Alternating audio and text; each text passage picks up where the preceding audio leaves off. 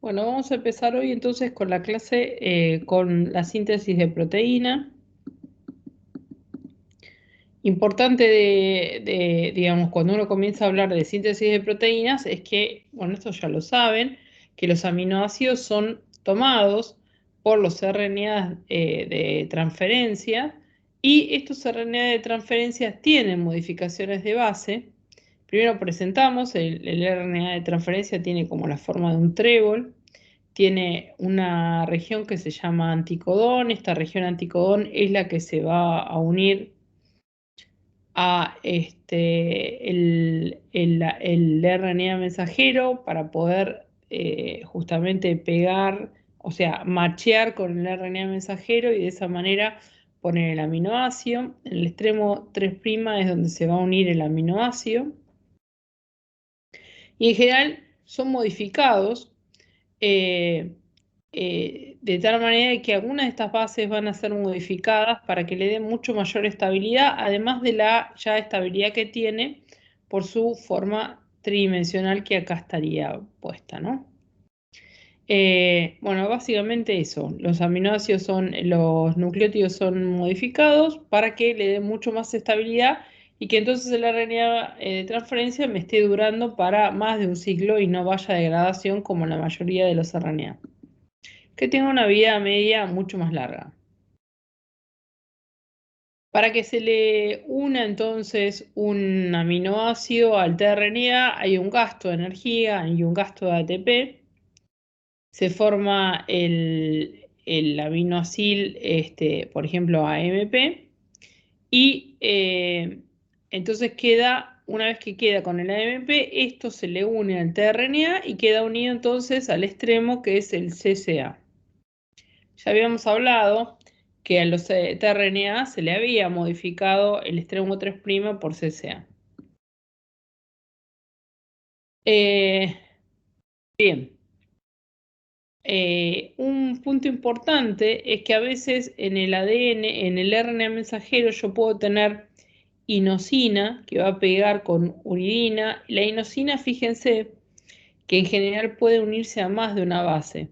Por eso, muchas veces cuando uno hace un primer para hacer una PCR, puede poner una inosina sabiendo que en el lugar de esa inosina el macheo va a ser con más de una base, con una citosina, con una uridina, con una adenina. Eso sería cuando hay cuando se llama un anticodón no estándar. Bien. En cuanto al rol de los ribosomas en la síntesis de proteínas, bueno, ya habíamos hablado cuando teníamos el RNA 16, cuando estudiamos el RNA 16S, que tiene una estructura secundaria y que en realidad el sitio activo que antes se pensaba que estaban las proteínas, en realidad está en el RNA ribosomal. Y las proteínas, que son un montón, se van a estar uniendo a esta estructura secundaria. Y también cuando hablamos de las mutaciones del RNA del 16S, decíamos que estas proteínas, que si yo tenía muchas partes mutadas del RNA del 16S, obviamente no iba a tener un perfecto encaje con todas las proteínas y el ribosoma o la subunidad de esas se iba a desarmar y por lo tanto no iba a haber síntesis de proteína en esa célula o en esa bacteria y de esa manera no iba a ser viable.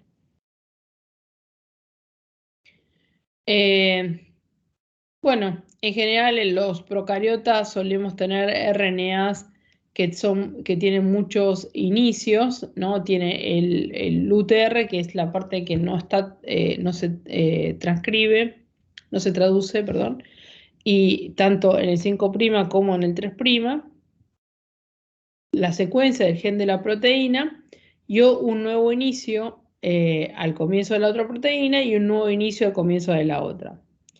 Cuando en los eucariotas es mucho más normal tener el gen que codifica la proteína en el RNA mensajero que ya está maduro. Si no, voy a tener intrones y voy a tener exones. En la síntesis de proteína hay una diferencia en el inicio entre las procariotas y entre las eucariotas. Si ustedes se fijan, este es un esquema, obviamente, acá tienen el RNA mensajero de un procariota, yo tengo el AUG en esta región y una secuencia que se llama de Shine-Dalgarno, que es una secuencia que machea con el RNA 16S y entonces cuando se inicia la síntesis de proteínas en PROCA, lo que va a ocurrir es que la subunidad 16S, la subunidad menor que tiene 16S, va a escanear el RNA mensajero hasta encontrar la secuencia de Shine-Dalgarno y ahí se posiciona muy cerca, porque la secuencia de Shine-Dalgarno está muy cerca de la AUG, y entonces ahí va a empezar rápidamente la síntesis de proteínas. En PROCA, perdón, en eucariotas, es diferente. La subunidad menor, que es la subunidad 40S, lo que va a hacer es reconoce el CAP. Ese CAP que habíamos hablado, que estaba en el 5', y entonces una vez que reconoce el CAP, va a ir escaneando ese RNA mensajero hasta encontrar el AUG.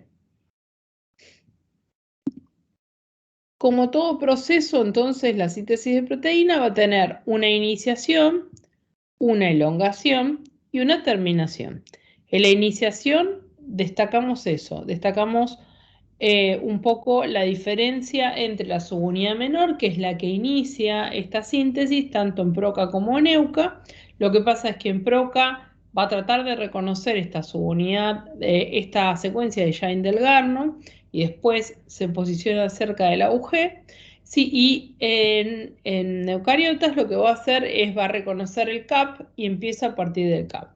Y luego viene el crecimiento, digamos, de la proteína, que es lo que ustedes ven acá. Obviamente, en los eucariotas va a haber mucho más proteínas que van a estar involucradas en esta parte del proceso, justamente para darle el plegamiento o para permitir que impedir que la proteína se pliegue de manera anómala. Y finalmente pasa algo en donde se termina la síntesis de proteína, ambas subunidades ribosomales se separan y la proteína también se libera y después irá a donde corresponde. Cuando uno ve los factores que son de la traducción de proteínas, tanto en PROCA como en EUCA, lo que se ve claramente, fíjense acá, a ver, lo voy a pintar, que en la iniciación los procariotes usan muy pocas, usa 3 factores, mientras que para la iniciación de eucariotas los factores son muchísimos más. Fíjense, tengo el 1, el 1A, el 2, el 2B, el 3, el 4A, el 4B, el 4E, etc. Y en la elongación, la cantidad de factores, bueno, más o menos se equilibra acá, son 3 y 3. Y después para la terminación tengo 3 y acá tengo 2 factores de terminación. Estos factores van a ser usados en distintas partes. Ahora vamos a estar viendo en qué parte se usa cuál factor.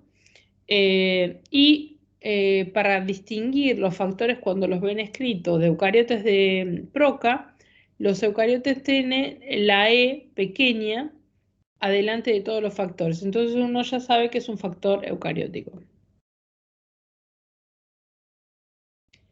Bueno, cuando inicio entonces la traducción de proteínas, ustedes saben que los procariotas, a diferencia de los euca, inician con una formilmetionina, mientras que los euca inician con una metionina. La subunidad 30S, que es la subunidad menor, está unido al factor 3, al factor 1 y al factor 2, y el factor 2 está unido a GTP. Este es un proceso que requiere energía. Bueno, una vez que ocurre eso, recordábamos que esto va a estar escaneando de alguna manera la secuencia de Shine-Dalgarno. Y se va a unir entonces, una vez que la encuentra, se va a unir el tRNA con la secuencia de metionina, de formilmetionina, y se va a liberar el factor 3 y el factor 1. Ojo que estos los libros los pueden encontrar diferente esta última secuencia, porque cada uno en ese sentido interpreta algo diferente. Cuando se une el tRNA, enseguida se une la subunidad 50S, se forma el ribosoma completo y acá sí se libera GDP y el factor 2, y entonces acá está el gasto energético que se hace en la iniciación esta. Fíjense en eucariotas, en este esquema, no sé si lo llegan a ver bien. Primero, fíjense, el RNA mensajero está como estabilizado. Donde yo tengo el CAP, se le va a unir el factor E, que está haciendo como un capuchón al CAP. Ahí se va a unir el factor 4G, el factor 4A y el B. Y fíjense que hay una proteína que es la PABP, que se está uniendo siempre al poli A. Entonces, PABP hace un puente con el factor 4G y el factor 4E y permite esa curvatura que tiene el RNA mensajero, medio protegiéndolo de la degradación. Entonces, la subunidad menor, que es la 40S, se le va a unir el factor 3, el 1 y el 1A, y a todo este complejo se le va a unir el tRNA con la metionina y el factor 2 con GTP. Todo esto forma el aglomerado de proteínas que ustedes ven acá desde el CAP, por eso inicia desde el CAP, y entonces va a ir escaneando todo este aglomerado hasta que encuentra el AUG. Entonces, cuando encuentra el AUG, se gasta el ATP, se gasta un ATP, se libera el GDP también, y se liberan la mayoría de los factores y se permite la unión de la subunidad 60S. ¿Dudas, preguntas sobre esto? Acá, profe, la cola poli A, ¿dónde termina en el segundo paso? Claro, siempre la cola poli A está en el 3'. Está bien, ok, buenísimo. Bien. Lo que pasa es que acá como se libera el factor, muy buena pregunta, cuando se libera el factor 4E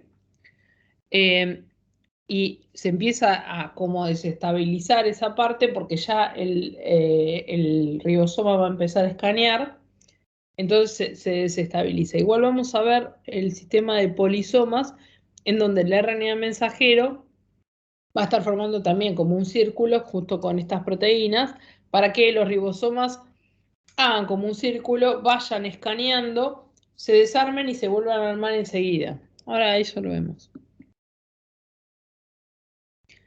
Bueno, este es otro esquema de otro libro, digamos, para que ustedes puedan ver cómo la subunidad menor es mucho más sencillo este.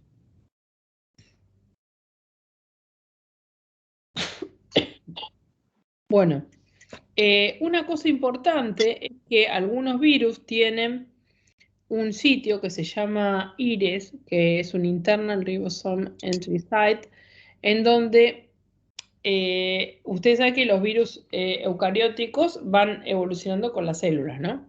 Entonces, los virus eucarióticos quizás tengan una cosa así. Tienen un gen. No, dibujo cualquier cosa, pero. Bien. Tienen un gen. Tienen este iris. Vamos a pintar acá. Y tienen otro gen, ¿no? Entonces, cuando esto se pasa a un RNA mensajero, esto sería el CAP y acá está el poli A, ¿no? Ahora, lo que va a ocurrir es que el ribosoma se va a unir acá,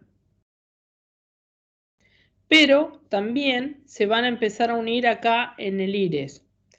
Entonces se va a formar la proteína 1 y la proteína 2 justamente por este IRES.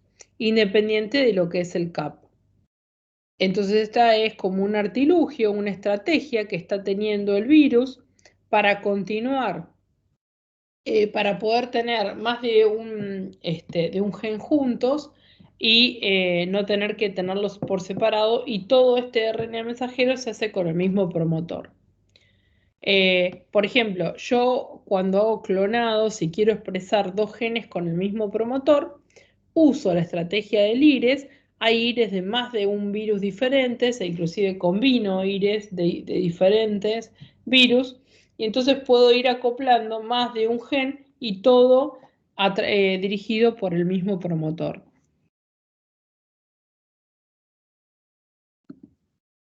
Así que nosotros usamos esa estrategia, al menos en los clonados. Bueno, la síntesis, la iniciación era eso, usaban un montón de factores los eucariotas, un poco menos de factores los proca, y luego viene la elongación. Para procariotas, y bueno, para eucariotas también se piensa que es algo similar, se definen tres sitios: el sitio E de exit, el sitio P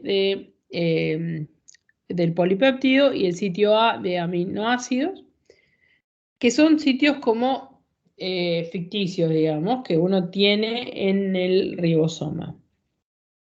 Una vez que se une la formilmetionina en el AUG, el ribosoma hace una translocación, se mueve básicamente sobre el RNA mensajero, y entonces el AUG ahora pasa a este sitio P y deja libre este sitio A, que bueno, va a tener una secuencia cualquiera. Acá ya no viene, acá puede venir cualquier aminoácido. Entonces, por ejemplo, acá se une la alanina, la cual tiene GTP y el factor EFTU, que ahora vamos a ver para qué. Es como que lo lleva a este sitio, y una vez que los lleva, se gasta el GTP, pasa a un GDP, que sigue unido a este factor, y se une el tRNA junto con la alanina. Entonces ahí se arma la unión peptídica, y fíjense, voy a borrar esto de la unión, fíjense cómo se une esto, se une la metionina a la alanina.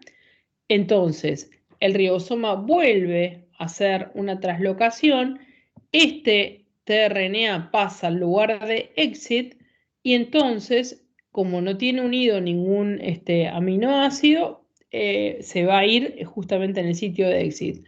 Y acá me queda en el sitio de polipéptidos este otro tRNA. Y este proceso se repite muchas veces hasta que, bueno, en algún momento llegamos a un factor de liberación. Hacemos un parate acá y explicamos un poquitito esto de qué era el factor EFTU, en donde el tRNA, que tiene unido un aminoácido, se une al factor EFTU más GTP. Entonces entra, como habíamos dicho acá, recuerden que EFTU queda unido a un GDP, esto es inactivo, y entonces hay otra proteína que se llama EFTS, que lo que va a hacer es gasta un GTP para formar GTP justamente acá, activa este factor, y esto es un círculo donde todo el tiempo voy a estar modificando los tRNAs para que puedan entrar en el ribosoma.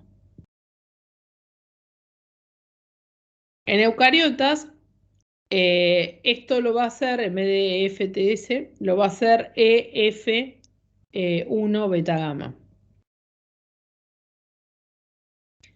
Bueno, una vez que uní muchos aminoácidos y yo tengo el polipéptido, en algún momento aparece una secuencia que nosotros llamamos secuencia de stop, y que ustedes ya habrán visto que son varias las secuencias de stop en esta región, y cuando hay una secuencia de stop no hay ningún tRNA que tenga ese anticodón, y entonces aparece y se une en ese momento lo que se llama un factor de liberación, y ese factor de liberación va a permitir entonces que se libere el polipéptido y que se desarme el ribosoma. Bien.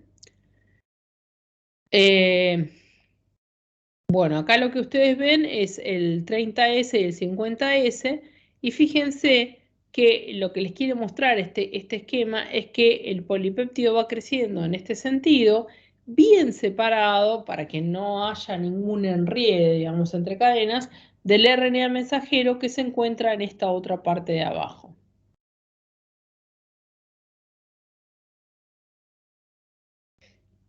Bueno, acá está la terminación, digamos, de los factores en eucariotas, en donde el factor ERF1 está unido a un ERF3 más GTP, y ahí también permite la liberación. ¿Se acuerdan que yo les decía que la proteína PAP1 se unía al poli A? Y teníamos acá el factor E4 y el 4G, y cuando estos dos se unen, a su vez, puede ocurrir esto que se llaman polisomas, en donde desde el 5' va dando la vuelta a todos los ribosomas, van naciendo los péptidos, ¿no? Cada vez más largos acá, y cuando llega hacia el final, el factor de liberación los libera, se libera esto, pero como están tan cerca del CAP, enseguida se unen y así vuelven a formar. Y de esa manera un RNA mensajero está dando muchas proteínas en el mismo momento.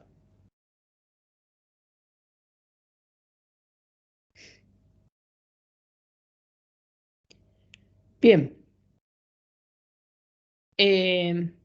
Dentro de la regulación de la síntesis de proteínas, la verdad es que una vez que está el RNA mensajero, la regulación va a estar dada fundamentalmente por la unión que tenga el ribosoma al RNA mensajero.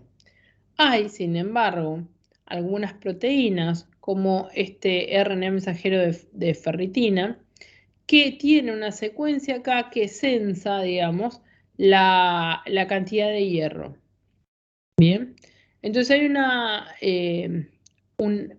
proteína que es una sensadora de la cantidad de hierro que hay dentro de la célula, que es esta IRBP. Entonces, cuando yo tengo cantidad adecuada de hierro, se produce la traducción de proteínas, porque voy a necesitar ferritina para unir ese hierro.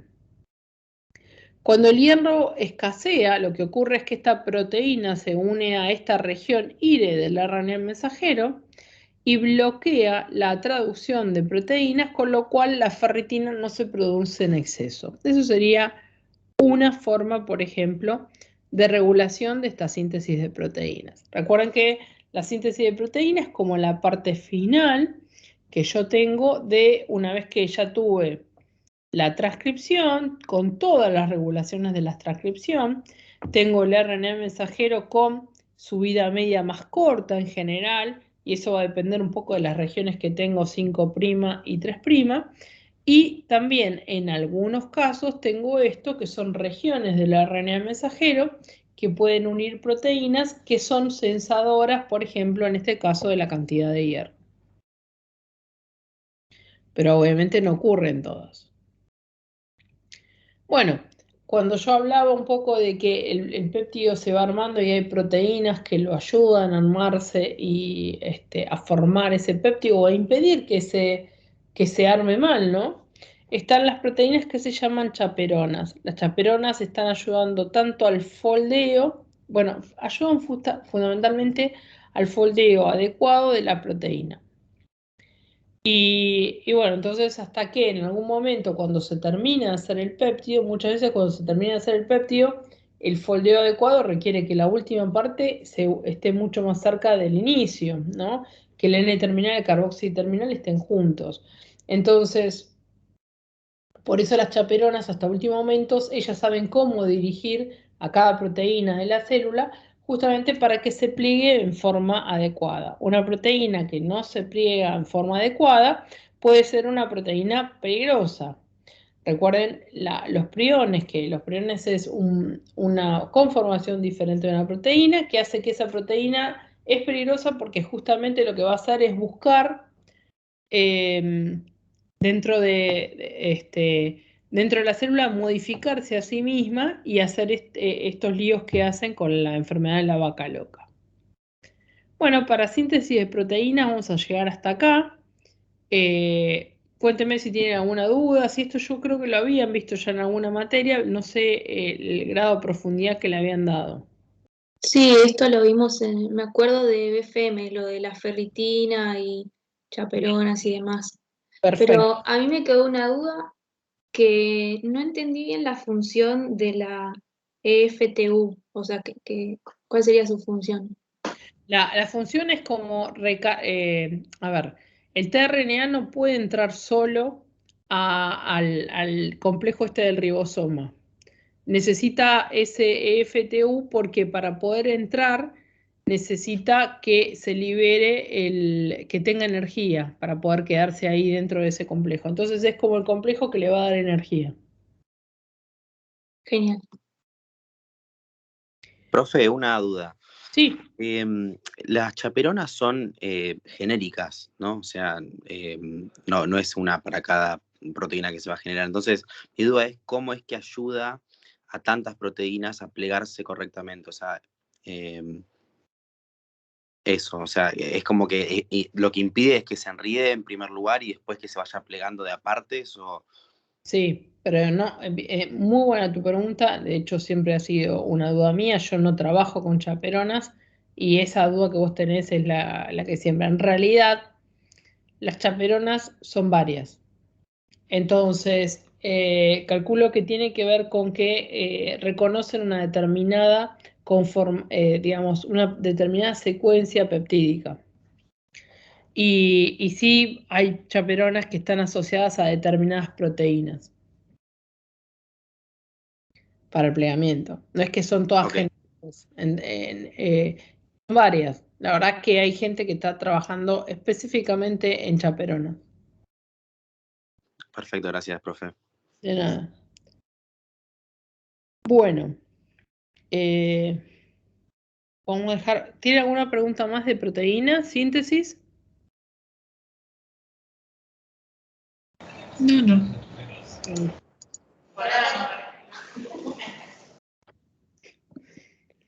Yo no sé lo que pasa en clase, pero yo siempre te escucho reír, Úrsula, y no sé si tienen dudas o no. Bueno, cualquier cosa vos me vas diciendo. No tienen dudas, eso estaba por decir. Lo dijimos al mismo tiempo hablando. Ah, ok, perfecto. Esperen un segundo. Cerramos esta. Ah, no. Vamos a ir con esta clase que es la de evolución del genoma. Antes que nada, a ver, a ver si me anda acá en la Mac. Esperen un minuto.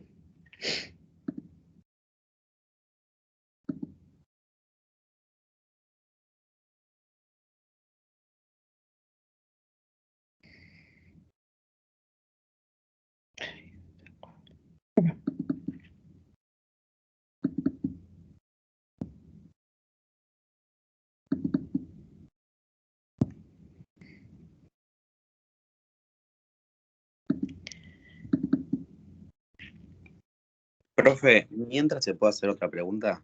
Sí, dale. Sí. ¿Hay algo que pueda pasar que el ribosoma se trabe sobre el ARN mensajero y no deje avanzar a los ribosomas que vienen atrás? O sea, Sí, claro. ¿qué podría llegar a pasar? Que un RNA de interferencia lo trabe. Que el RNA mensajero esté de alguna manera dañado y esté formando un loop que trabe el ribosoma. Recordá también cómo el triptofano regulaba su síntesis teniendo dos loops. Uno que si había mucho triptofano se formaba un loop que realmente frenaba al ribosoma porque no eran necesarias las enzimas, y otro que se formaba antes porque como faltaba triptofano el ribosoma iba muy lento. Profe, ya que nombrás eso, digamos que eso, lo del operón triptofano, es una regulación transcripcional y de traducción, ¿no? De las dos cosas. Exactamente, transcripción. En realidad para Es mí es de como que mientras se está sintetizando el ARN, o sea, la proteína todavía no se termina de sintetizar el ARN, quiero decir. Como que, Es que como es eso en bacterias y se está haciendo la síntesis en el mismo momento de proteínas y de RNA, es como toda una mezcla, pero es más bien a nivel transduccional esa regulación. perfecto, es más bien traduccional. Bien. Ujú. Ay, no puedo abrir. A ver, esperen un segundo.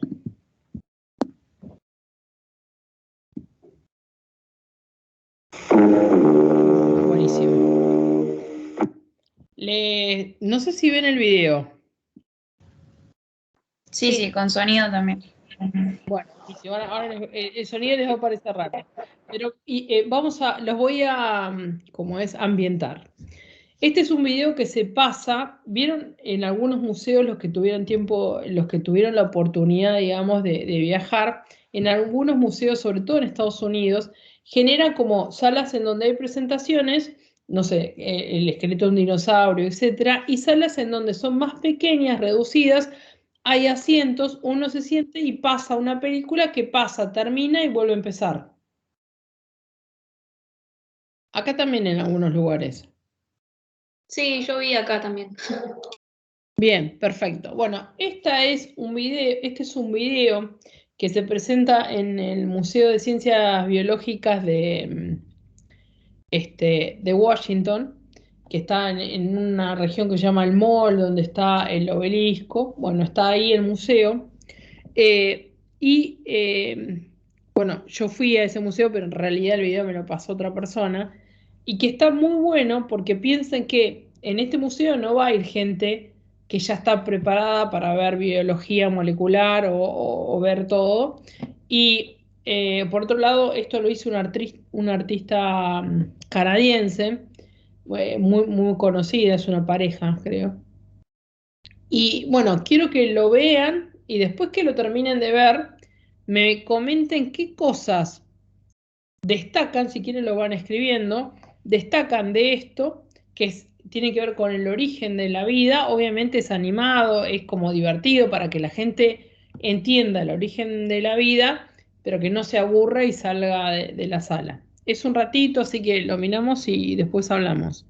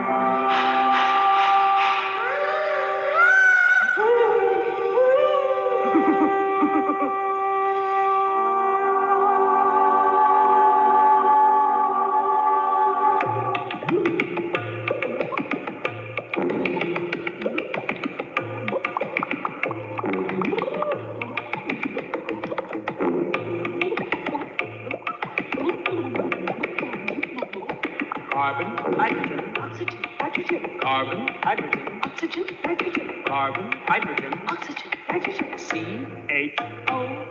C-H-O-N. John, John, John, John, John, John, John, John, John, John, John,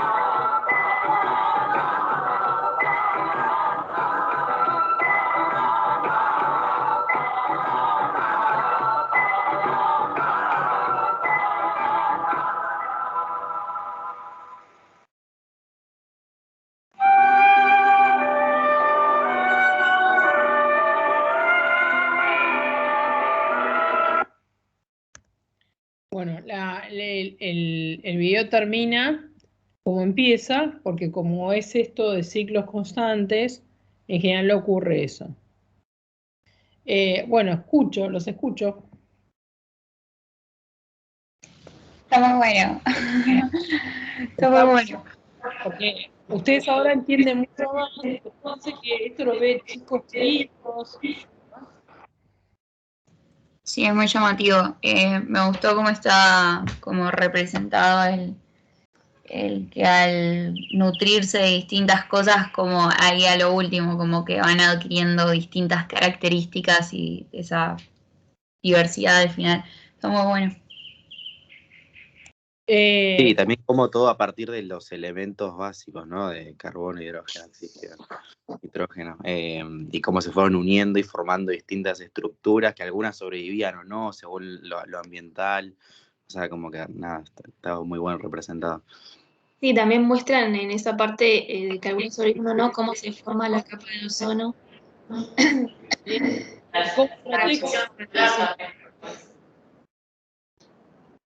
Cómo la capa de ozono protege de los rayos también. Cómo afectaba la radiación de la capa de ozono. Y cómo la capa de ozono permitió el desarrollo de la vida fuera del agua. Así es, sí. ¿Y qué más vieron ahí? Después mostraba el intercambio de moléculas entre diferentes organismos. Perfecto. ¿Y vieron cómo se crea la primera célula? Sí.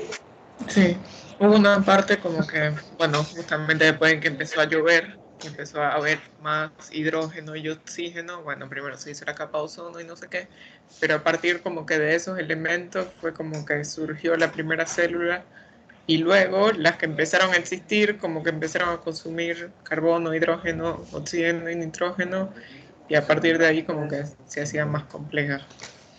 Bien, perfecto. Y además vieron que las primeras células eran procariotas, ¿no? Porque no se le veía nunca. En un momento aparece el núcleo. ¿Lo vieron a eso? Me pareció que mostraba cómo se formaba el núcleo, cómo se compartimentalizaba. Cada visión celular. Bien, perfecto. Bueno, fíjense que quizás un chiquito no le queda todo esto, pero bueno, lo ve el dibujito, por ahí le llama la atención también la música, que es re de museo esa música, para mí. Y bueno, va viendo todo esto que nosotros quizás sabiendo un poco más, vemos detalles que hasta nos llama la atención, digamos, cómo ese dibujante, cómo esa gente hizo, digamos, todo eso para que sea recreativo, ¿no? Sí, la verdad que está increíble. Si alguno después va a Washington, se lo busca. Tiene que ir al Museo de Ciencias Biológicas, creo que es. Bueno, vamos a empezar entonces con la clase de hoy. La idea es tratar de ver esto que vimos en el video un poquitito más extendido. Vamos a ver la evolución de los genomas. Entonces, la idea es ver un poco el origen de los genomas, cómo se adquieren nuevos genes, después hablar un poco de duplicación y transferencia horizontal, que algo estuvimos ya hablando en otras clases, evolución un poco del tamaño del genoma, un poco del ADN que no es codificante, bueno, la evolución del genoma en general, y vamos a finalizar con esto que yo les decía, que era la comparación, que eso lo va a tener a cargo Úrsula, la comparación entonces de los genomas humanos y del chimpancé. Bueno, gran parte de esta clase, a ver, ¿cómo lo explico? Los experimentos para poder realizar, digamos, para poder comprobar que las cosas, cómo ocurren a lo largo del tiempo, muchas veces tienen que ser inferidos porque o sea, no se puede hacer una tesis y esperar millones de años, digamos, porque no hay nadie, ningún investigador que lo haga. Entonces van a haber algunas cosas que se infieren para poder explicar qué es lo que ha ocurrido. El universo entonces se origina hace 14 millones de años.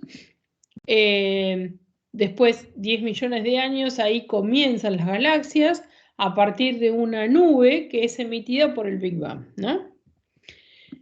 Esto es para ir situándonos de cómo nosotros nos generamos. 4.6 billones de años se origina nuestro sistema solar, que es justamente donde estamos ahora nosotros. Y hace 3.5 millones de años que se origina o se estima que se origina la vida celular en la Tierra. Para que pase, o sea, casi 1 billón de años entre que se origina nuestro sistema solar y se origina la vida en la Tierra, tiene que haber habido una evolución química de todo esto que estamos viendo, de grupo CHON, de polinucleótidos, de proteínas, etcétera, para que justamente se generara un ambiente en donde se va a generar la vida. Cuando pasamos de la química orgánica y la química inorgánica, perdón, química inorgánica primero y química orgánica después, para después hablar de una química biológica.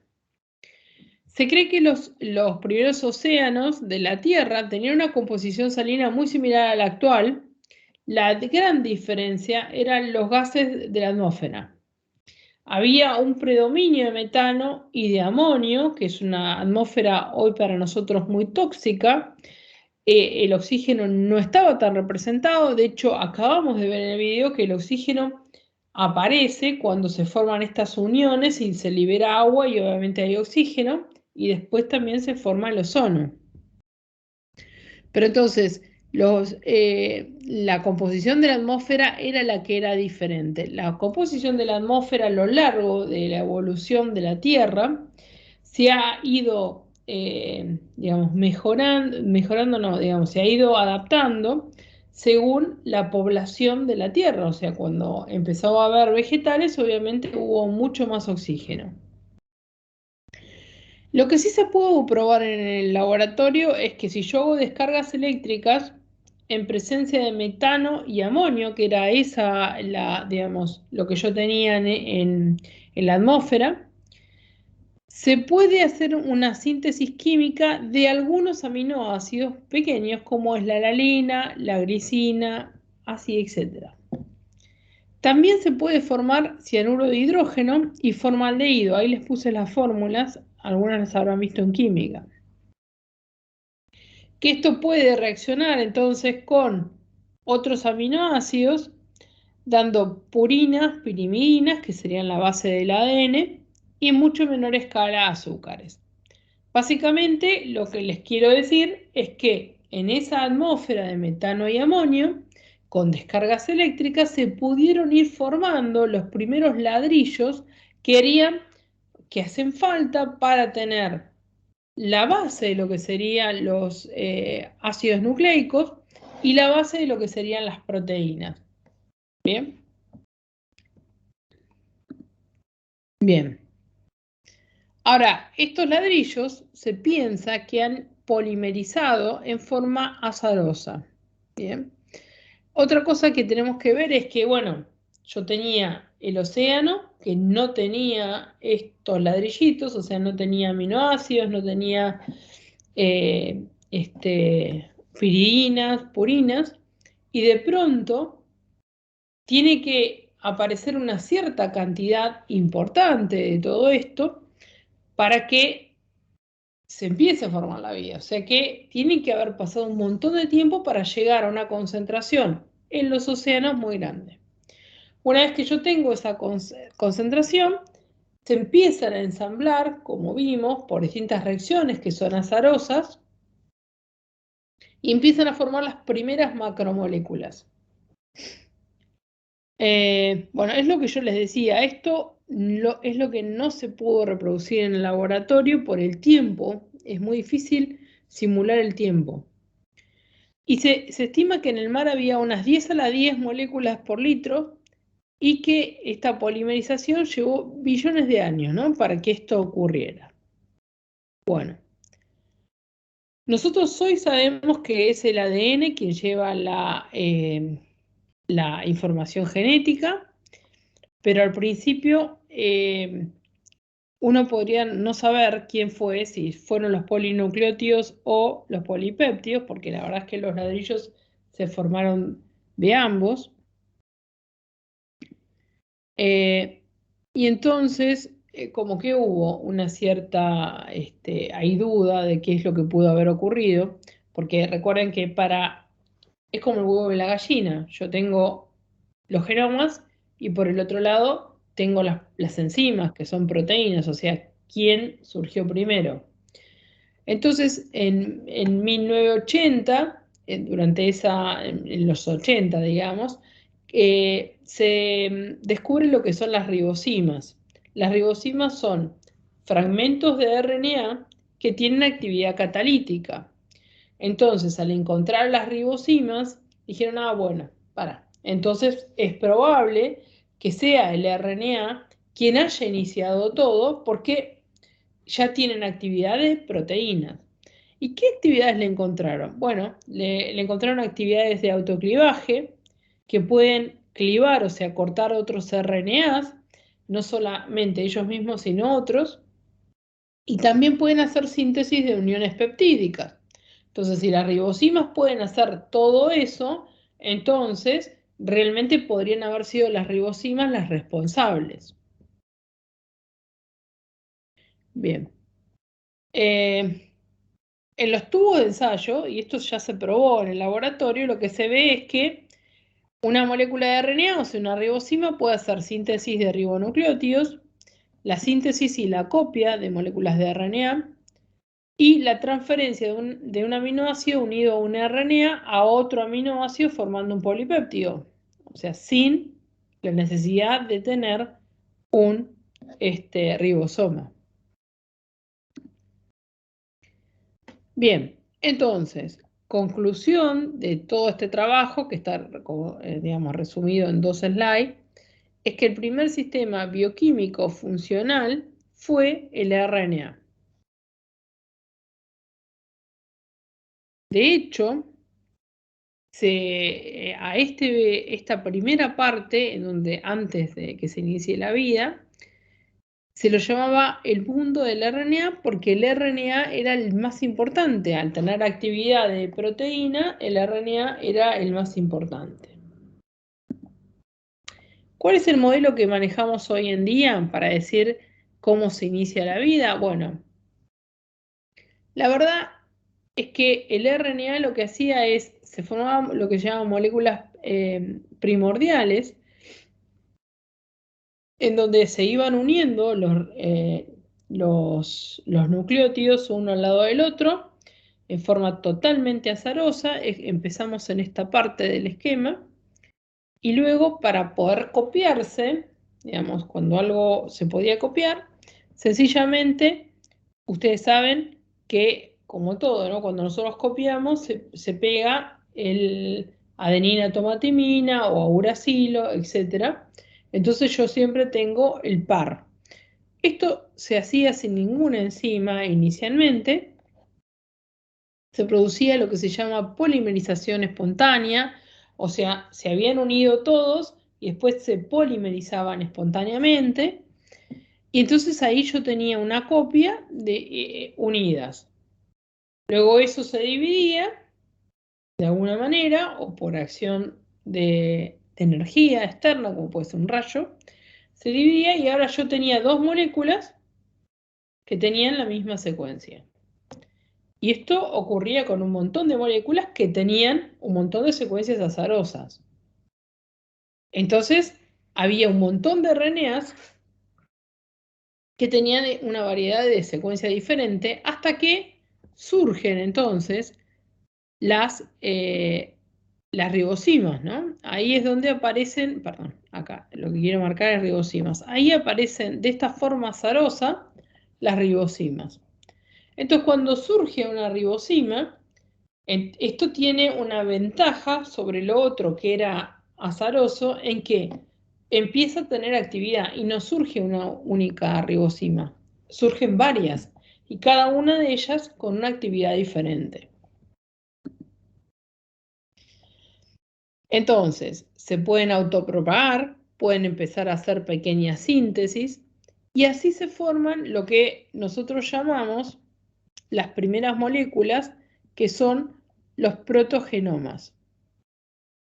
Estos protogenomas tienen la capacidad de autopropagarse y de dirigir pequeñas reacciones bioquímicas simples. Todo esto en el medio acuoso.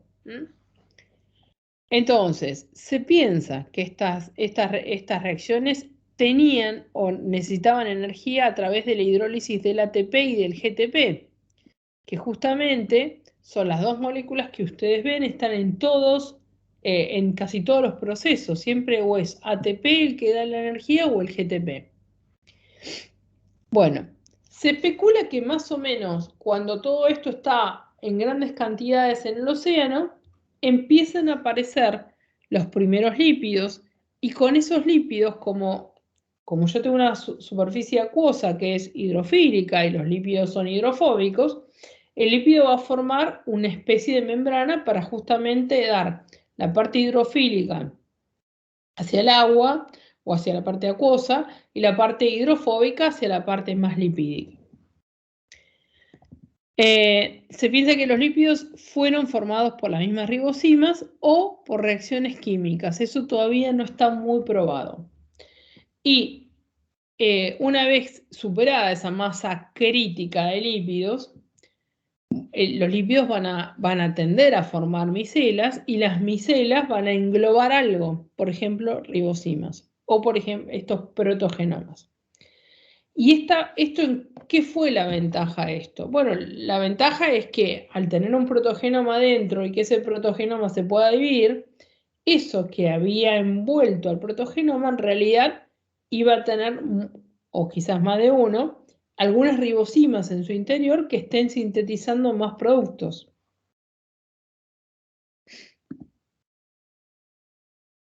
Bien, entonces ahora, de alguna manera, vamos a pasar del mundo de RNA al mundo de hoy, que es el mundo del ADN. Hay algunas teorías que involucran las ribosimas, obviamente, en donde decían, bueno, que algunas ribosimas empezaron a codificar, fíjense este brazo del RNA, que es como un adaptador para un RNA y para los aminoácidos. Básicamente el otro RNA sería un símil tRNA y el aminoácido. Y otra es que la ribosima sola codifique para un RNA mensajero y el AR mensajero se le va a unir el tRNA. El modelo A que ustedes tienen acá es un modelo que, si no lo tomamos como aminoácidos, si lo tomamos como nucleótidos, es el mismo modelo que nosotros vimos en la telomerasa, en donde la telomerasa tiene una región que es homóloga a la última parte, o sea, los telómeros de los cromosomas, y bueno, de alguna manera sintetiza. Esto es para ir relacionando un poco. Bueno, pero ¿qué pasa? Si yo empiezo a hacer proteínas, de alguna manera estas ribosimas hacen proteínas, las proteínas, sí se sabe, son mucho más eficientes que las ribosimas, con lo cual, lo que va a ocurrir es que estas ribosimas van a tener esa actividad, van a generar, pero en algún momento son reemplazadas por las proteínas. Entonces, las proteínas, y siempre envueltas, ¿no?, en esta membrana, estas proteínas, como son más eficientes, hacen más genomas y a su vez generan más diversidad de proteínas. Y ustedes saben que son más plásticas las proteínas que el RNA, o sea que es muy rígido. Entonces, la otra cosa es que un protogenoma que está incluida dentro de una membrana bilipídica, la única manera que tiene de salir es que tenga un poro proteico, con lo cual algunas proteínas tendrían que funcionar como poros. Y entonces ahí permitir que el protogenoma pase, por ejemplo, a otra molécula, a otra, digamos, a otra, me sale vesícula, pero no, a otra micela, perdón. Entonces, cuando surgen las proteínas y los protogenomas solo tienen la función de almacenar la información porque ya no son tan eficientes como ribosimas, entonces ahí está el problema de que el RNA es un poco más inestable que el DNA, que lo da el enlace fosfodiéster, y entonces empieza paulatinamente a transferir esa función al ADN, que es mucho más estable.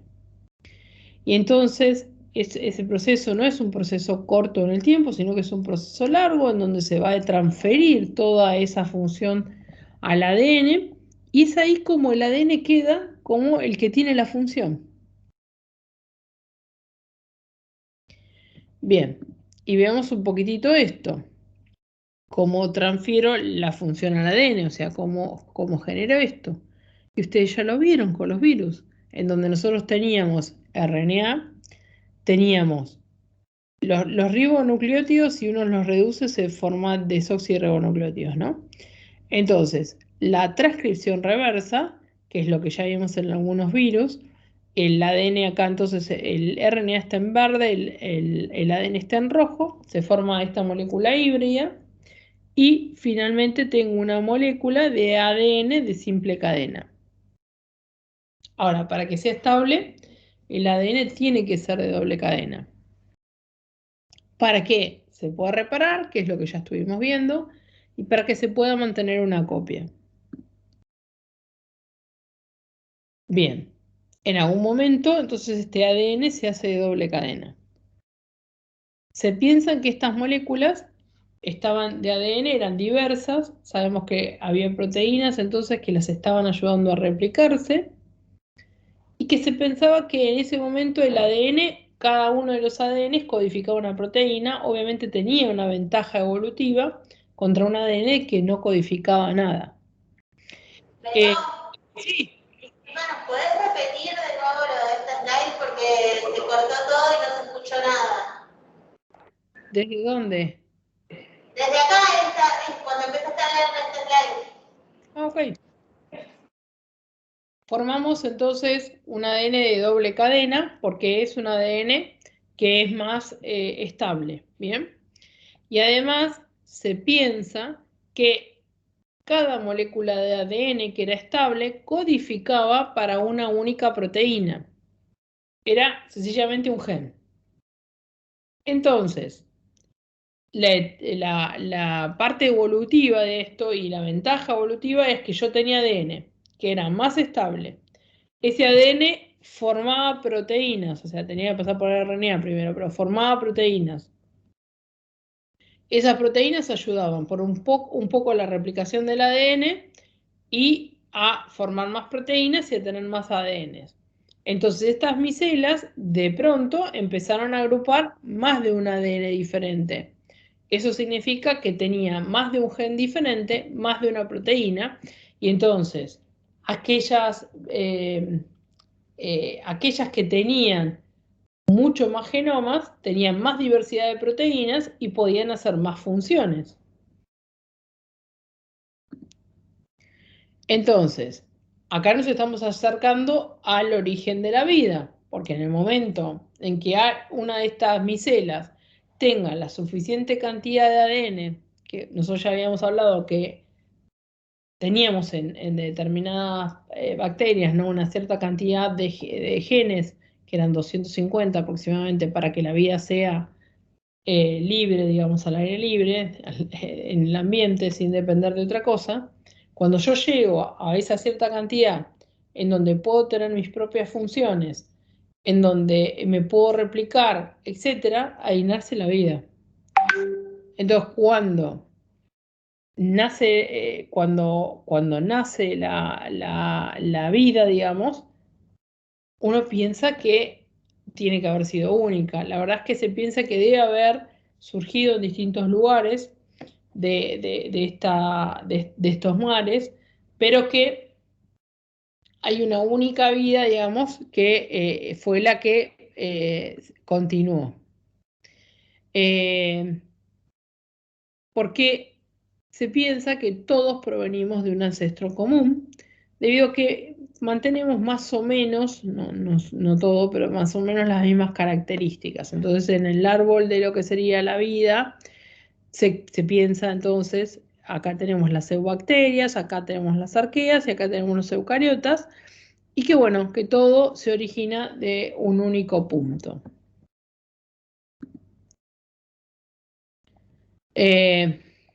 Entonces, ¿por qué va a estar dado un único origen? Por la similitud entre los mecanismos básicos, que son bioquímicos, que se encuentran entre las bacterias, las arqueas y los eucariotas. Ya esto un poco lo estuvimos viendo cada vez que vimos los genomas. Y un único código genético para todos. Entonces piensa que la vida ha surgido varias veces, pero después no proliferó y que la que proliferó vino de un solo lugar. Bien, ¿preguntas? Por acá nada, Gabriel. Bueno, Profe, sí.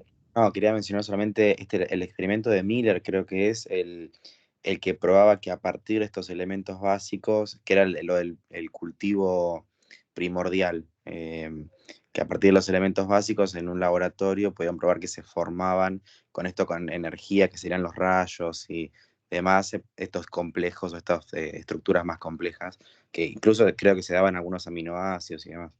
Exacto, es con una atmósfera específica, que no es la atmósfera que hoy tenemos nosotros acá, más unas descargas eléctricas, más determinadas sustancias dentro de lo que serían los mares, ahí se empieza a formar los primeros aminoácidos y los primeros nucleótidos, que es como la parte más importante, dado que se piensa que el RNA realmente era el que dio origen a la vida por las ribosimas que eran más eficientes que todo lo demás.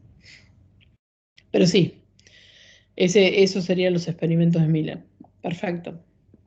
Bueno, entonces, la historia sigue así. Perdón, hay una consulta. Sí. No, profe, pero justo en la semana leí una noticia que decía que habían visto nubes de etanolamina libres en el universo. Y que la etanolamina es una molécula sencilla, chica, y que es fundamental para la formación de los fosfolípidos. Entonces decían que también la parte esa de los fosfolípidos podía venir del universo, o sea, en el bombardeo de asteroides, todo eso. ¿Y dónde? No, la verdad es que no lo leía eso. ¿Y en dónde lo encontraron? Lo ubicaron libre en la galaxia. No me acuerdo en detalle la noticia, pero lo leí esta semana. Buenísimo, porque en algún lado, digamos, si uno piensa que, bueno, lo encontraron en un planeta, uno esperaría que en ese planeta quizás haya más chance de que salga la vida. Pero si es libre, libre en la galaxia, quizás, como vos decías, en algún asteroide.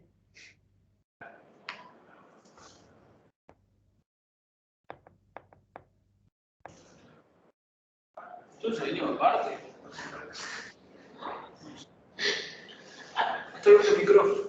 Dijeron que venimos de Marte, profe. No lo sé. Es Marte. No lo sé. No lo sé, bueno, no importa. No los escucho bien. Yo, profe, había leído algunas teorías también, esto de que la vida se originó a partir del universo, que llegó a meteoritos, que creo que se había encontrado, no, hace un tiempo ya lo había leído, algunos azúcares en meteoritos. Entonces, como que también estaba esto de que, bueno, llegó en meteoritos y que no se originó acá.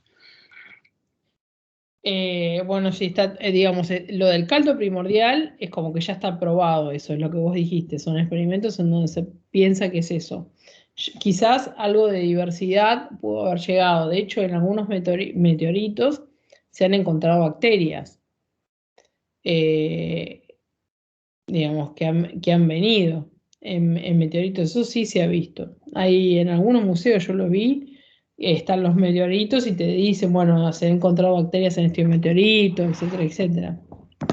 Pero sí, es como que, como yo les digo, no está todo probado. Pasa, profe, que eso también nunca llegan a una conclusión certera porque muchas veces lo descubren en asteroides y todo eso. Entonces, los asteroides a veces, como también tienen una órbita, cumplen una órbita, digamos, como los planetas, a veces no se sabe si ese asteroide surgió de la misma Tierra por algún bombardeo, se desprendió o algo, o si llegó. Entonces, siempre está esa pregunta de qué pasó primero. Sí. Por eso nunca es concluyente. Es que es un tema que en algún momento supongo que en algún momento esa parte de la ciencia se va a poner de acuerdo. Pero sí, tiene que ser un poco más concluyente. Yo no tengo el seguimiento de esto. Esto que vos leíste yo no lo había leído. Pero a mí me resulta muy interesante. Sí, está la serie de Cosmos, que es muy buena, a veces es un poco fantasiosa, pero como material audiovisual está muy bueno. La nueva serie de Cosmos. Sí. Ahora veía otra. Sí. Bien. Sí, la vi. Ha sumado a esto que decíamos que se pudo haber originado varias veces, o sea, puede que haya llegado un meteorito con algún material en él, pero después de ahí a que eso sea lo que haya llevado a todo el resto, es como, pudo haber llegado y pudo haber terminado y vuelto a empezar de vuelta desde cero acá, o sea, es como que es muy difícil determinarlo. Sí, aparte cuando entra un meteorito en general se quema, lo único que podría llegar a sobrevivir quizás es en el centro, ¿no? Digamos, también eso hay que tenerlo en cuenta. No sé, la verdad es que es una incógnita, pero por eso les dije, esta clase es un poco más un cuento y yo trato de armarla así como para que nosotros vayamos pensando esto, qué cosas pudieron haber pasado y qué cosas no, ¿no? Bueno, de lo que se piensa más o menos es que hace 3,5 billones de años, bueno, decíamos, nace la vida en la Tierra. Pasaron un montón, hace 1,4 billones, o sea, 2 billones más para que surgieran las primeras células eucariotas que eran algas. 0,9 billones aparecen las primeras algas multicelulares, o sea, primero eran unicelulares, después múltiples células que se van agrupando. Después, ya no hablamos más en billones, hablamos en millones de años. 640 aparecen los animales multicelulares. Hace 350 aparecen los insectos, los animales y las plantas. Ahí es donde se empieza a modificar un poco la atmósfera, ¿no? Y parece muy cercano esto. Ahora los dinosaurios aparecen hace 65 millones de años. Y los primeros homínidos hace 4.5 millones de años que aparecen los primeros homínidos alrededor, digamos, en la Tierra. Cuando hablamos un poco de la evolución morfológica de los genes, vemos dos cosas. Por un lado, pérdida de genes y por el otro, ganancia de genes. Esto un poco ya lo hemos tocado en otros, digamos, en otras clases, pero están escribiendo WhatsApp. Yo tengo que las ganancias de genes pueden ser porque se me duplica un gen, y eso es algo que lo vimos, o porque yo adquiero un gen de otras especies. Esto algo un poco lo vimos, sobre todo cuando adquiríamos genes que venían de los virus, por ejemplo, o que traían los virus. En la duplicación, los mecanismos los habíamos visto, creo que ahora lo vamos a repasar también. Se duplica un gen y pueden pasar varias cosas. Que haya una presión selectiva sobre ese gen, entonces el gen permanece inalterable porque lo necesito tal cual está. Que no sea necesario un duplicado de gen, entonces puede pasar dos cosas, pierde una copia o una de las copias es susceptible a tener una mutación y entonces adquiere una nueva función. Esta es la explicación que le dimos a la familia de genes nosotros. Tiene una mutación, adquiere una nueva función y esa nueva función sí me interesa y entonces la tengo. Esa es una forma de adquirir genes.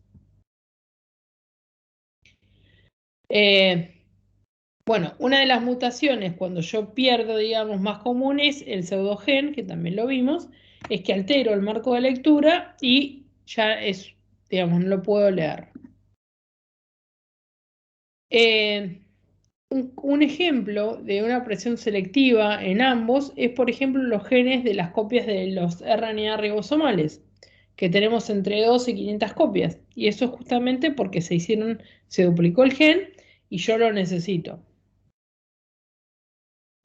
Si alguna de estas copias adquiere una mutación que es beneficiosa, en algunos lugares, que esto también lo explicamos nosotros cuando vimos recombinación homóloga, en algunos individuos como la levadura, se hace la conversión génica en donde esa mutación beneficiosa se transmite a toda la población.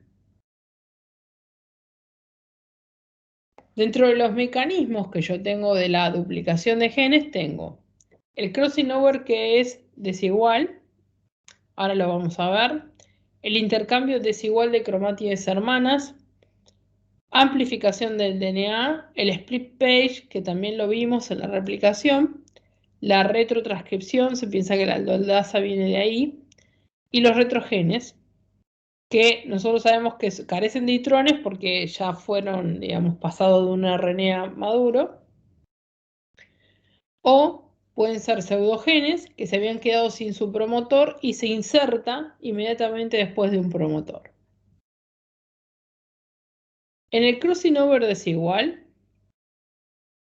lo que se hace es, va a involucrar cromátides que son del par homólogo. O sea, cuando ya se están dividiendo los cromosomas, para antes de dividirse, o sea, cuando yo replico los cromosomas, se replica el ADN, antes de pasar de una célula a la otra, yo en algún momento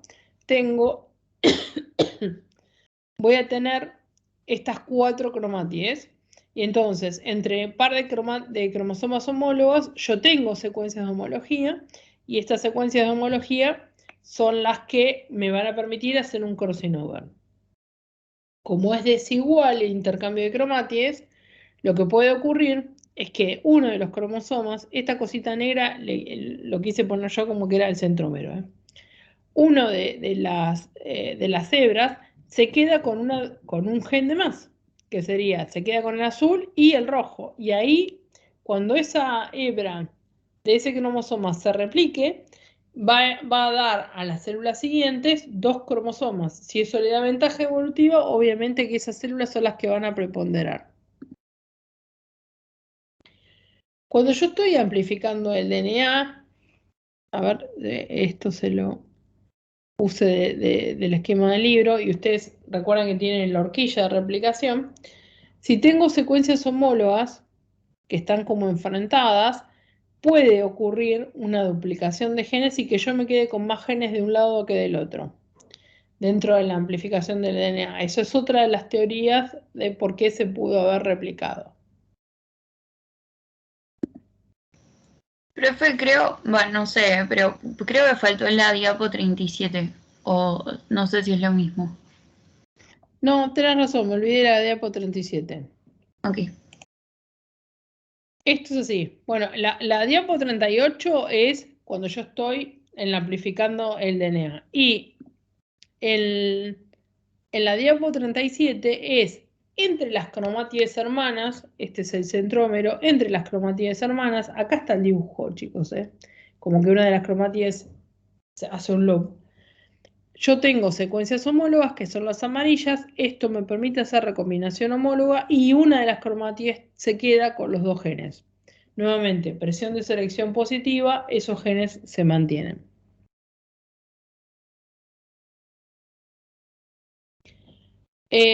Y el split page, que era, yo les comentaba que el split page era en secuencias repetidas, de alguna manera la polimerasa, la DNA polimerasa, se resbalaba, se caía y en vez de unirse a la última secuencia que ella, digamos, estaba replicando, se une un poco antes y genera en el split page una secuencia extra. Esta secuencia extra, cuando se comparan las 2 hebras, uno pensaría que la van a cortar. En vez de sacar esa secuencia extra, la otra hebra se sintetiza en esa parte y entonces se adhieren, se adicionan nucleótidos extra. Y esta es una de las cosas que ocurría, por ejemplo, en la enfermedad de Huntington, cuando lo vimos nosotros. Bueno, ahí les puse para que lo lean, ahora les subo la clase, perdón, no se la subí. El mecanismo de flip page, aunque está en los libros. Y acá, si ustedes se fijan, les dice el modelo en donde, bueno, se fabrica, digamos, durante la replicación todo esto demás, y en vez de sacarse ese loop, lo que ocurre es que se expande la molécula de abajo. Entonces, cuando se expande la molécula de abajo, yo voy a tener, entonces, obviamente, una molécula más grande. Y como esto suele ocurrir en las regiones que son repetidas, en los genes, aquellos genes que tengan muchas regiones repetidas o en los microsatélites, puede ocurrir esto del split page.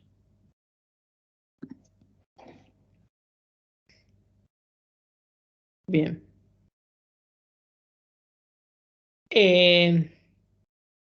Bueno, acá esto es exactamente lo mismo en otro esquema donde se repiten regiones de CA y en donde, por ejemplo, acá se agregan 17 secuencias de CA.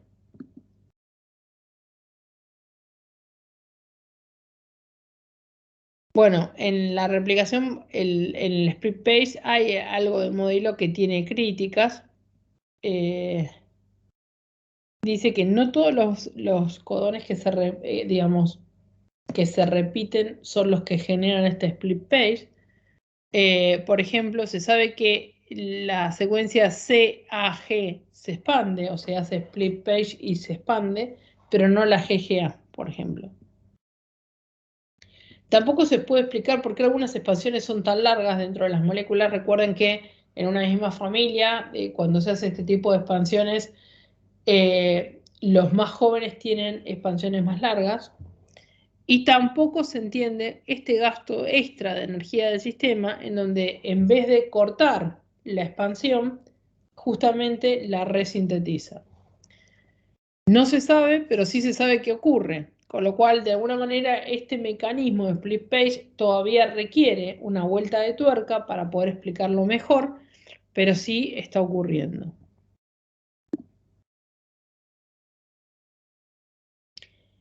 Con respecto a si todo el genoma se puede duplicar, esto un poco ya lo sabemos, ¿no?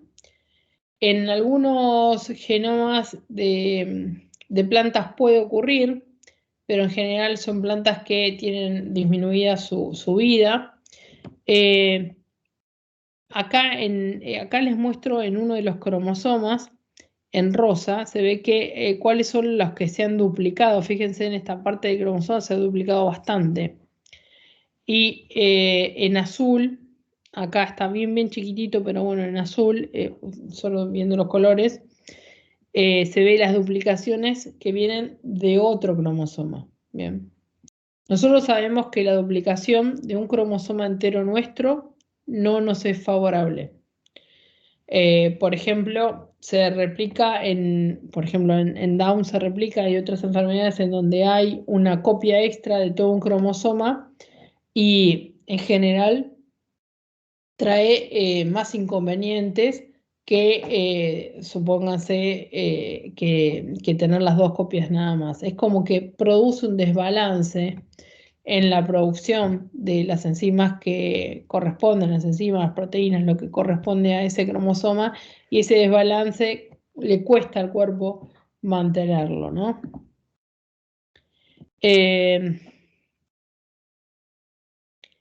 En cuanto a la meiosis, esto tiene que ver con las gametas. Durante la meiosis, la meiosis normal, esto lo habíamos hablado nosotros, en general yo tengo las gametas, me va a quedar dos con un genotipo y otros dos con otro. Puede ocurrir una profase anómala, la profase 2, esto lo han visto en biología seguramente, y entonces me quedan gametas con duplicado, digo, y esa es una forma de duplicación, pero que no se va a dar en humanos, ¿no? Bueno, esto ya lo habíamos hablado, las duplicaciones en humanos no son beneficiosas, y hay algunos síndromes que también los nombramos, como el de Charcot-Marie-Tooth, que hay una recombinación aberrante de segmentos que son duplicados en el genoma 24, perdón, de 24 kilopares de base en el genoma 17, y en algún momento se pierde una región del genoma, también genera la enfermedad. Esta enfermedad, me parece que ya la habíamos visto, que genera una atrofia, pero con el correr de los años, o sea, es una enfermedad que se presenta recién entre los 5 y los 15 años de edad, en donde empieza a tener atrofias musculares, fíjense acá en el pie o acá en las manos, y esto es debido justamente a estas aberraciones que, digamos, se cortan genomas y se agregan también. Ahora, hasta ahora vimos algunas enfermedades, pero cuando estos rearreglos en los genomas, estas duplicaciones ocurren a nivel del gen de una proteína, y esta proteína está compuesta por más de una subunidad, a veces lo que puede ocurrir es que haya una duplicación de los dominios. Y en las proteínas eso suele ser beneficioso porque le va a dar más actividad a esa proteína, o cuando se duplica o hay un shuffling de dominios, es el mismo concepto de shuffling de música. Lo que puede ocurrir es que yo tengo proteínas con mayor actividad. Profe, pero no sé qué es un shuffling. Perdón. Por ahí ahora no se usa tanto la palabra. Bueno, yo me estoy quedando también en el tiempo. Antes es como forma aleatoria de mezclar cosas. Yo me acuerdo el iPod mini, que era así chiquitito, vos ponías la función shuffling y te pasaba las músicas en formas aleatorias. Ok. Claro, ahora ya no se usa más, me había olvidado. De hecho, cuando vos escuchás música, no sé, en Spotify, no te dice así, te dice directamente en forma aleatoria. Sí, nomás porque está en español, pero igual en inglés está. Si lo tenés en inglés, dice shuffling. Dice shuffling, está bien, listo, bueno, es eso, básicamente. En la duplicación de dominio, fíjense, este es un segmento en donde yo tengo A, B y C. Cuando se duplica, por ejemplo, tengo dos dominios 2B. En este caso, el gen obviamente se va a alargar y generalmente consideramos un exón un dominio, pero no siempre es así. Y cuando hay un shuffling, esto que hay digamos, se mueven dominios, es como que se juntan dominios diferentes. Acá, por ejemplo, tomamos A y B con el I de otro gen. Entonces todo esto va a generar obviamente una proteína diferente.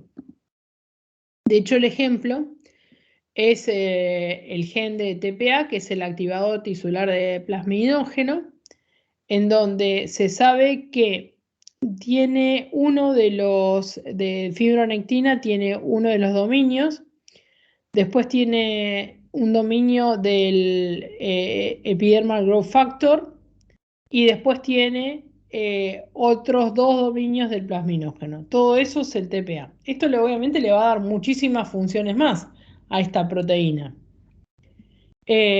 Por ejemplo, el que viene de la fibronectina le va a permitir unirse a la fibrina. La fibrina se usa, digamos, es parte de la cascada de coagulación. El que viene del IGF le permite estimular la proliferación celular. Fíjense, estamos hablando de algo que está relacionado con la coagulación y algo que ayuda también a la proliferación celular. Y estas dos estructuras son dos estructuras del plasminógeno y le va a permitir también estar relacionadas a la TPA relacionada con la parte de coagulación. Sí. Profe, ¿hemoglobina puede ser por shuffling o de otra? Porque me acuerdo que habíamos visto como por duplicación de ellos, pero no sé si corresponde a este mecanismo. Hemoglobina, por lo que se ha estudiado, solo por duplicación y mutación. Ok. Bien. Bueno, fíjense que eso es algo también que lo vimos cuando vimos genomas, que la mayoría de las bacterias contienen por lo menos 100 kilopares de bases de ADN que fue adquirido de otro microorganismo, de otro procariota. Y esto se hace por transformación bacteriana. Recuerden que transformación bacteriana lo van a ver un poco mejor en ingeniería genética, pero básicamente es la adquisición de genoma que viene desde el exterior. Yo transformo bacterias todo el tiempo en el laboratorio porque lo que yo le trato de poner es un plásmido. Y básicamente hay dos tipos de transformaciones en el laboratorio, como para comentarles un poco de lo que se hace en la vida cotidiana, que es mediante calor, se les da un shock a 42 grados y le pongo el plásmido alrededor de la bacteria y eso hace que la membrana se modifique por la temperatura y entra el plásmido. Cuando vuelvo a bajarle la temperatura, la membrana deja de ser tan fluida y ya englobó el plásmido. Y como ese plásmido le pongo una resistencia a antibiótico que la bacteria no tenía, le estoy dando una presión de selección. Y la otra es preparás unas bacterias especiales porque hay que sacarle todas las sales que tienen. Esas bacterias se llaman transformantes. Y lo que haces es pones las bacterias entre dos placas metálicas y lo pones en presencia del plásmido y le das una corriente eléctrica y esa corriente eléctrica abre poros en la membrana, el plásmido entra, es muy corto el tiempo que se le da a esa corriente eléctrica, la bacteria también se enfría como para que la membrana vuelva a su estado normal, se la recupera y si tiene el plásmido yo lo puedo seleccionar. Bien. En plantas, esta transferencia también ocurre cuando se funden gametas de plantas que son muy cercanas entre sí, se pueden fundir gametas y hay transferencias. Las bacterias no solamente por transformación, sino que hay otros mecanismos como la conjugación, que también lo habrán visto, pero para eso tiene que tener el pili sexual que le permite conjugar el plásmido. Pero, o sea, el fundamental es el de la transformación. Intrones un poco ya lo habíamos visto. Yo no di mucha bolilla a esto, pero hay un montón para leer. Pero teníamos que había dos teorías, que es temprano, que los primeros genomas tenían intrones que fueron perdiendo. Y por eso las bacterias no tienen intrones porque son como más viejas. Y tardíos, la otra teoría es que los intrones se incrementan gradualmente y que bueno, que las especies, los eucariotas que son más evolucionados son los que están adquiriendo intrones. Bueno, un poco esto es para introducir lo del paper, que lo vamos a ver en un ratito. Tiene que ver con el genoma humano y del chimpancé. Hace 3.5 millones de años encontramos a Lucy. Ustedes deben haber leído algo sobre Lucy. Fue una especie en que fue encontrado relativamente hace poco y faltaba, digamos. Que da origen a otros Australopithecus y da origen al africanos también. El africanos hace 3 millones de años da origen al Homo habilis. El Homo habilis es los primeros hombres que tienen bastante habilidad, digamos, por eso se llama habilis, porque empiezan a tener habilidad, digamos, con las manos. No sé si hablamos de hombres todavía, pero bueno, estamos ahí. Y el Homo habilis en algún momento adquiere una posición erecta, eso le permite dejar de estar tan encorvado, estar erecto, respirar mejor y eso le llega más oxigenación. El Homo erectus era como más evolucionado y ese termina evolucionando en el Homo sapiens. Eso sería básicamente todo. Faltaban varios pasos de esto, faltaba encontrar restos fósiles. Cuando se encuentra Lucy y se la puede ubicar acá, dicen, bueno, a partir de esto seguramente empiezan. Obviamente siempre hay signo de pregunta si esto da origen a otra cosa. Pero básicamente esa sería la cadena. Bueno, entre el humano y el chimpancé, hace 5 millones de años divergen estos dos genomas. Y bueno, ahora vamos a empezar en un rato, hacemos si quieren un descanso y empezamos un poquitito para hablar vamos a trabajar con este trabajo, con este paper.